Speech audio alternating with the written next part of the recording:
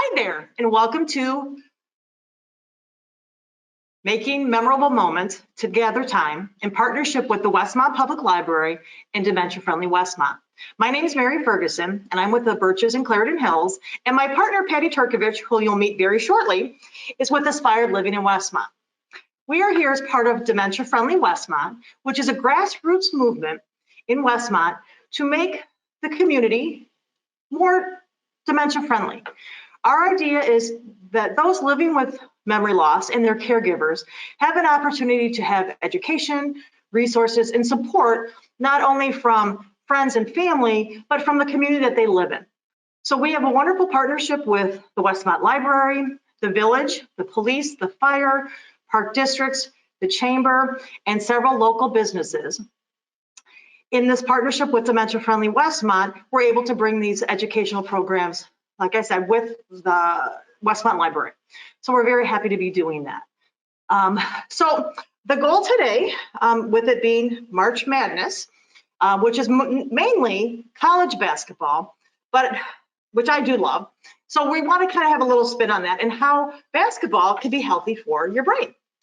So we're going to start in your kits. If you pick them up, you have an orange basketball. It's kind of squishy. It's actually stress ball. And this serves two purposes. Obviously, if you're stressed, you could squeeze that, which helps physically and helps your brain, but also your physical body, your hands, your arms, your wrists. And that does create some good outlet for folks that are under stress. Even if you have the dementia folks, this is an opportunity for them to help relieve some of that stress, especially if they're not able to verbalize what's happening. So this is a wonderful exercise for those, and for anyone, really. When you think about stress, this is a great way to relieve it. But we want to talk about more of the positive things that you can do with this. So as an example, we have the little basketball net that I picked up. It has some suction cups on the back, and it's pretty easy. The idea really is that you take, obviously, your ball and you drop it through. But I don't think what most people realize is that every part of your brain needs to work in order for this to happen. So initially, what your brain does is when it sees an object, a basketball, it has to look at the color, the contrast, and that's the first part.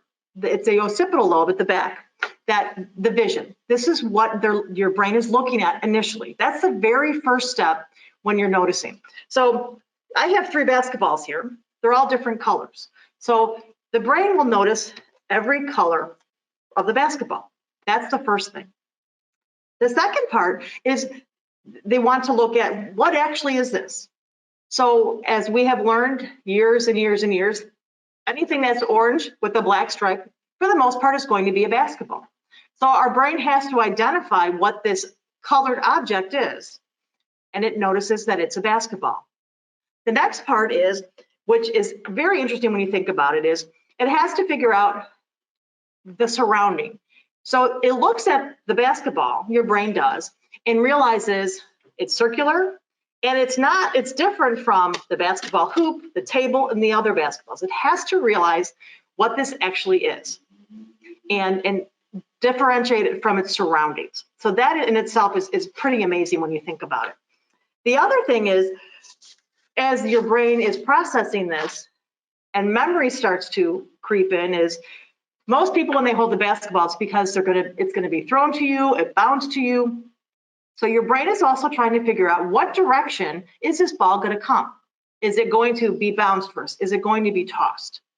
That's the second part of, or the fourth part of what your brain has to do. The next part of it is it's going to have to move to catch the ball. Okay, now it knows the direction it might come. What is your body going to do? So the last part is making sure that your body is going to be ready and stable to receive that basketball. So when you think about all of those steps, none of us ever think that that's what our brain is processing when someone is looking at a basketball, going to toss up a basketball, but that is exactly what is happening. And when you think about it, it's pretty fascinating, all those steps that our brain has to go through just by looking at a basketball. Now, for someone that might have some memory impairment, it might take a little longer for their brain to process all of this, and that's okay. So the idea is, if you're noticing that your loved one might be struggling a little bit, walk through it with them. Say, oh, look at the basketball. How orange is that? And those black striped lines. That may prompt them to remember something.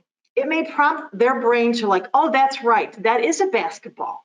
And look how round that is. And turn it around. Have them feel it, because tactily, the basketballs feel so different than most other balls. So they're going to realize, oh, that's right. That is a basketball. Okay. And then you can talk about, what do you do with the basketball? You can dribble it. You can shoot it. You can pass it. Because that also then will trigger some memories that your loved one has about basketball, so that it's not going to be as difficult for them to get from what is this to what am I supposed to do with this. The other thing is, if you're going to use the basketball net, if you're going to use a wastebasket, demonstrate what the expectation is for the basketball. It's like, oh, okay, let me try to get it in the hoop, and you kind of throw it in. Show them. Work with them. Maybe you do it together. Maybe you have hand over hand, and let's say, hey, mom, let's toss this together, and see the reaction, because most people enjoy this. Most people enjoy the ability to be able to have that type of movement. That will bring back memories. That will be fun. And bouncing the ball, you don't have to catch it right away. Maybe you roll it. But the idea is you want to engage them from the beginning on everything of what it's going to take to, from the first time they see the ball, to actually throw it into a basket of some sort. Now, what's interesting is, again, I have 3 different size balls.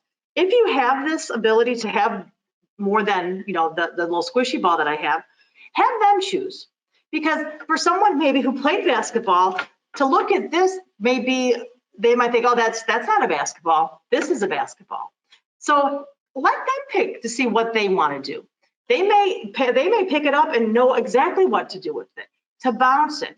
Again, demonstrate, because if they're not sure, you don't want them to feel uncomfortable. And so you want to show them how to do it, dribbling it, passing it, even just something like this. Makes a big difference.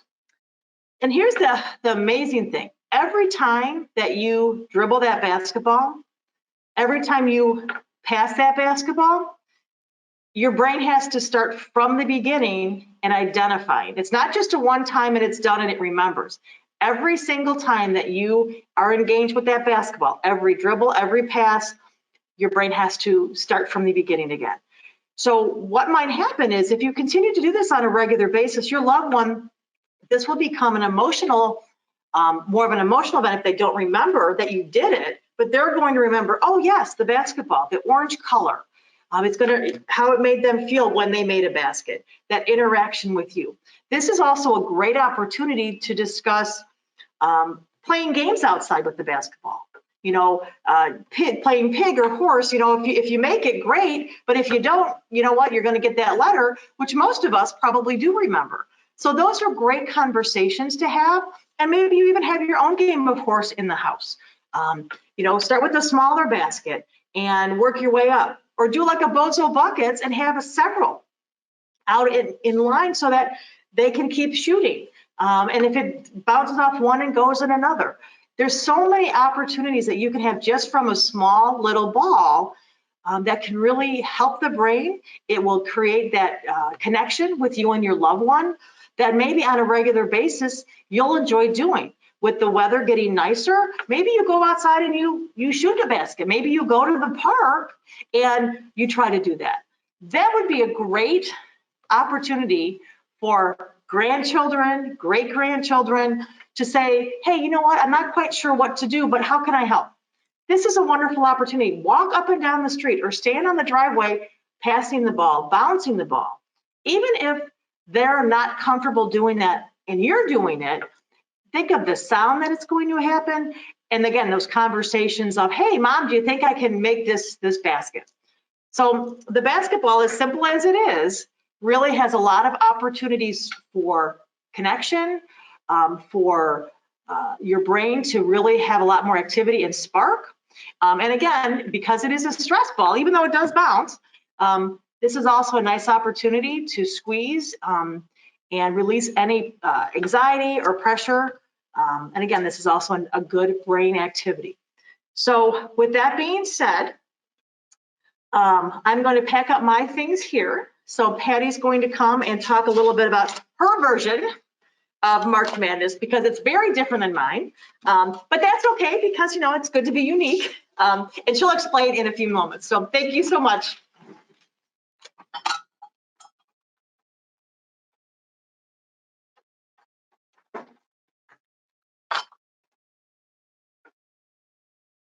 Thank you, Mary, and thank you for joining us today. As you know, today's theme is March Madness, and when I first threw this idea to Mary, I could see the puzzled look on her face because she knows I'm probably one of the least sports-oriented people she knows in the world. I follow the Chicago teams, love them, root for them all, but at the end of the day, I don't follow any of them because it's just not my thing. However, I can share with you an interesting story. A number of years ago, when I first started hearing the phrase March Madness, I had no frame of reference for it. And I was kind of puzzled. I was hearing it in the commercials for cars, in the fast food commercials. You kept hearing everyone talking about March Madness. Again, I was just puzzled by what in the world could this be? And at the time, this is how long ago it was, we all didn't have those little mini computers in our hands, so I could just Google and find out what it was about. So what happened is I allowed my brain to kind of just freely gather in its little nooks and crannies what this could possibly be about. And, you know, I've heard of the Ides of March, and we all know St. Patty's Day, and especially in Chicago, is a big, big day in March. The winds of March and all of these things that were coming to my head, and yet I could not come up with where is this March Madness coming from. So at the end of the day, one time I was talking with a friend of mine, and it dawned on me, incorrectly, mind you, but it dawned on me, I wonder if it has something to do with the book Alice in Wonderland, whether it was the author's birthday or if it was the anniversary of the publication, and that's why all of a sudden I started hearing about it all the time. And so in my head, it all came about because I think in my head again, because having to do something with Alice in Wonderland. When I shared this with a friend of mine who is definitely more sports oriented than I was, they just about fell over laughing. And then they proceeded to explain way more than I ever care to know about basketball and where March Madness comes from and the whole litany.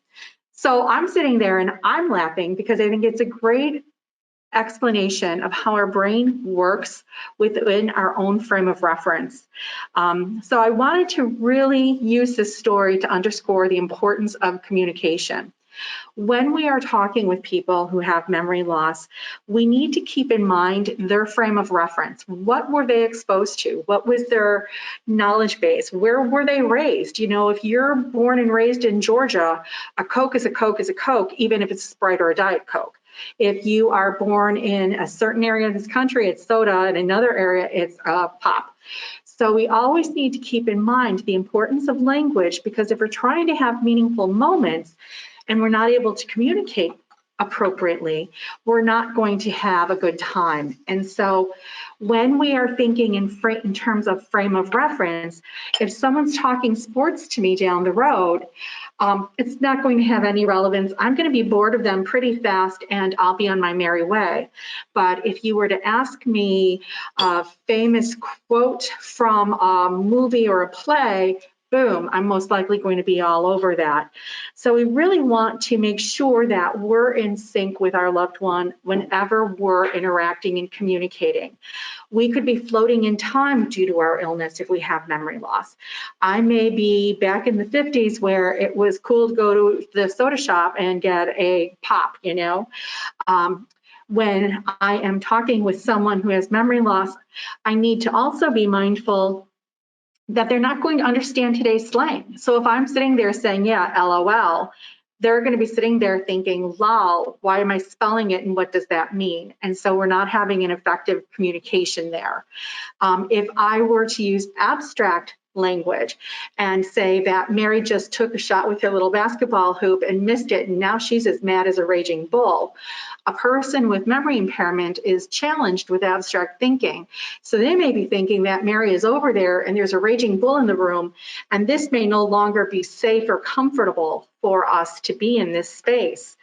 So I say all of this because, again, we need to be mindful of one's frame of reference, where they come from, what their language is, what they've been exposed to, what their education level may be. Not that it's important, but it's important because it helps guide us and helps us focus on how to be more successful in communicating with them. The other thing about this is because I wanted to acknowledge that whole little funny interpretation of the March Madness and that event really is. I thought it would be fun that in honor of Alice in Wonderland to have a tea party. Now, as you've heard us talk about in the past, tea parties, all of the events and activities that we're sharing with you are not rocket science, but they are all meaningful activities that we can do with our loved ones. Our friends that want to help us out and give us a respite can do with our loved ones. Grandchildren, adult children, pretty much anybody has the opportunity to step in and participate and have these meaningful moments with our loved one and maybe even give us a break. Or if we want to spend our time together and do something like this, we can do that as well. So I've invited my good friends, the March Hare and the Mad Hatter, to join us today at the tea party. And Carmen from Westmont Public Library was nice enough to pull out a variety of media for the theme of Alice in Wonderland. So we have the Disney version of the movie, and we have the Johnny Depp version, and another version that I've never heard of before. But we could choose to watch a DVD together and do our tea party in sync. I love themes because it helps tease out more and make it a more interesting event overall. And as Mary touched upon earlier, the more that we can incorporate our senses, whether it be sight, sound, taste, touch, smell, or emotion, the more meaningful it's going to be and the more memorable it will be for all of us involved. Carmen also pulled out a number of books for me, and one's very heavy, but this one actually is my favorite because it's a child reader. And this is something any one of us can read at any stage of the game. So I could be reading this to my grandchild if I have memory loss, because it is proven that we can read through end of life with memory loss. The letters just have to be large enough and clean enough so that we can see them. Unless, of course, there are other visual issues that happen. So this one was fun. It was bright, it was colorful, so it was stimulating my brain when I was going through it and like, oh yes, this is where we're going with all of it. This would be something that if I'm boiling the water, I could ask my loved one to start reading this for me, or to look at it and describe what they're seeing for me. If my loved one prefers to read something a little more involved, we have bigger, thicker, heavier versions that they can read. Again, we can read through end of stage with this disease. We just need to find books that have fonts that are larger, cleaner, and simpler.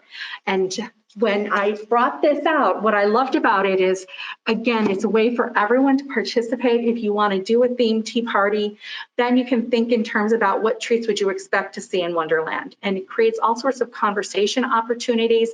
Prior to the event itself, you can invite guests. You know, it doesn't have to be just you and that loved one. It can be a friend, a neighbor. One of the things when we start to plan a tea party, like I said, I'm a huge fan of themes. Play with those medias, play with having something to augment that event. You could be planning the menu days in advance. You can decide, are you going to bake something? Are you going to go purchase something? Or are you going to simply go pull a bag of Oreos off the shelf and have those? All of it is fine. There are no rules. It's your world. But keep in mind that the more unique we make it, the more special we make it, the more our awareness is heightened and the more engaged our brain will be in it because it's different. And when we start doing something that's different, our brain kicks it up a notch because all of a sudden I need to pay attention. You don't want it to be so unusual that it's stressing for me, but And I'm hoping that this can be seen.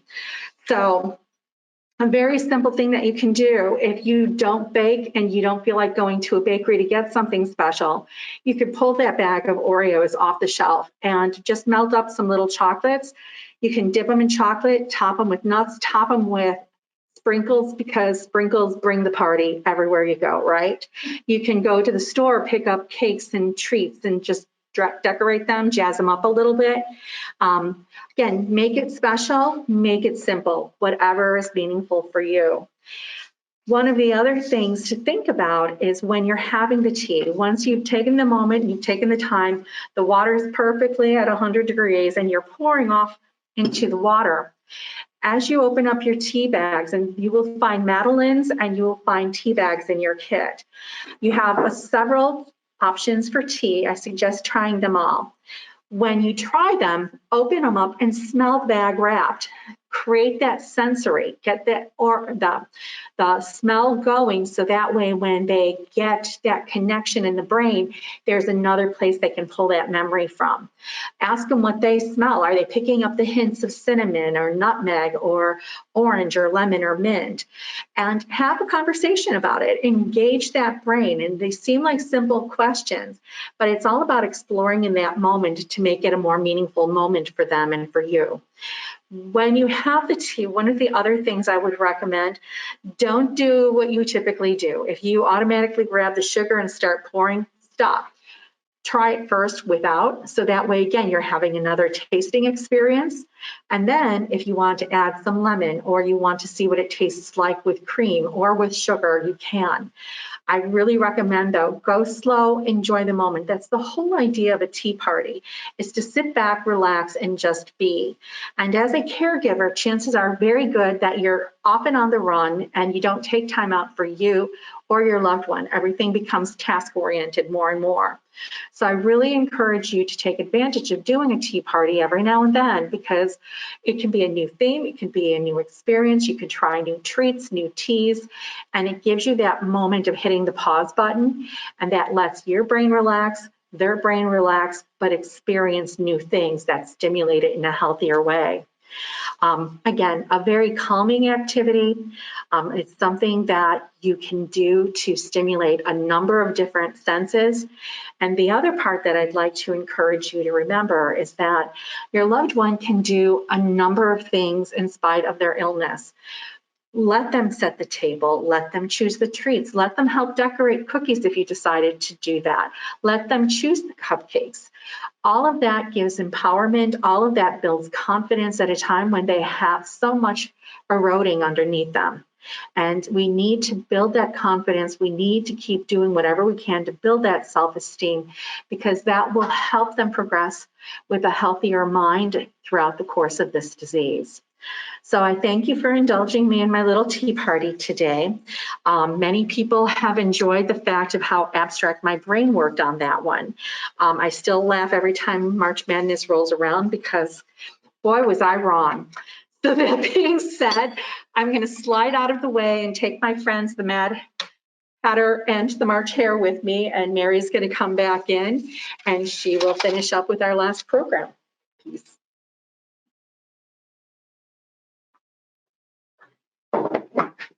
So as you can see, Patty and I had completely different takes on March Madness. But I think, again, to the point is, it doesn't matter. I think it's great that everybody has a different point of view. So more to come on how Patty and I are opposites, but very similar in a lot of ways as we continue to do more of these programs. So the last thing I want to talk about is, we're talking about madness. Let's talk about laughter. I don't know how many of you got a chuckle when Patty talked about the Mad Hatter and Alice in Wonderland when she thought of March Madness, because I know I did. But I do think laughter is great. And so when you talk about kind of some crazy things, when you talk about madness, right? So how crazier can you get than Mad Libs? So most of us have done these before. And you're probably thinking, why are we even talking about this? And the reason is, we want to talk about laughter. Laughter is wonderful. It's a great emotion. And that's what we want. We want to have wonderful times. We want to have good good memories. And again, that emotional piece is what your loved one will remember. It's hearing you laugh, it's hearing themselves laugh, or even the ability to actually make you laugh. Isn't it great when you say something to somebody and they laugh? Sometimes that just is, it's catching, right? So it's contagious. Laughter can be contagious. Mad Libs is a great place to start. So in your kit, you each have a small booklet of different Mad Libs for you to kind of play around with and enjoy. So as an example, for those of you that haven't done this in a while or maybe have never done this, what it is it'll give you a story, and there's going to be some words that are missing, and they're going in. Mad Libs is going to ask you for, as example, a noun, an adjective, and an adverb. Now don't worry, because one of the things that they do is they kind of give you a little bit of a English lesson, and they'll remind you what an adverb is and an adjective. So that's your little cheat sheet as you fill this out. But you may be surprised how well your loved one with memory loss might remember what an adverb is. Grammar was one thing that I know from my mom was in Catholic school. They knew between that and penmanship, those were the two things my mom's memory never failed her on. So think about that. Ask, your loved one, oh, what would be a good noun or a good adjective?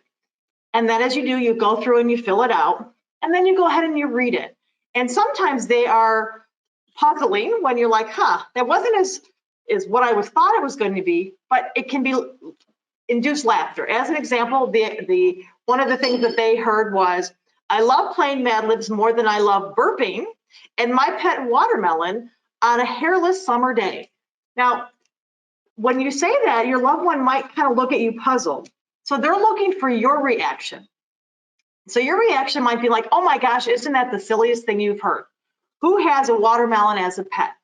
So you want to make sure that you are sharing with your loved one the things that are kind of quirky about what they just heard, because they may come across first of like, that doesn't make sense. And it won't, but if you are engaging and talking to them about, again, who has a watermelon as a pet? A hairless summer day. Well, summer days don't have hair. So you want to, again, engage in those conversations and kind of go down the road of, let's make this as funny as possible. Let's look at the humor in this. And they're going to be looking for your reaction. So if you laugh and go, oh my gosh, that was so silly, they will respond as well. And again, you may want to pre-screen some of the Mad Libs before you jump right into it, because you may find one or two that maybe based on what the story is, your loved one might identify with more. So that's kind of a fun way to do that as well. So Mad Libs, it's part of the madness of not only Patty's Mad Hatter and my March Madness basketball. We thought a little bit of humor can certainly go a long way. That being said, I think that we are coming to the end of our program. We hope that you had an opportunity to maybe learn some new things, find a chance to connect with your loved one going forward. As Patty has said, it's not rocket science. We just want to make sure that you connect with your loved one on a different level and enjoy the time that you have together. Make new memories. Emotional will certainly last a lot longer than maybe the memory itself, not only for your loved one, but for you. And that's just as important. So again, the library has recorded this, so thank you so much to the Westmont Public Library for having us here today. I also want to thank the Westmont Chamber of Commerce. We are in their lower level room so that Patty and I can have the social distance, but yet still be in the same room together. So we thank them as well. If you have any questions, we do have our business cards in your activity kit. If you have questions about memory loss, any of the programs we talked about today, please reach out to Patty and myself. And the next program that we're doing will be on April 7th. So we'll do a live version. And then the library will put that on their YouTube channel. So again, thanks so much for coming and joining us today. We hope that you learned something, and as spring is coming, let's enjoy that weather. So thank you so much, and on behalf of myself and Patty, have a wonderful afternoon.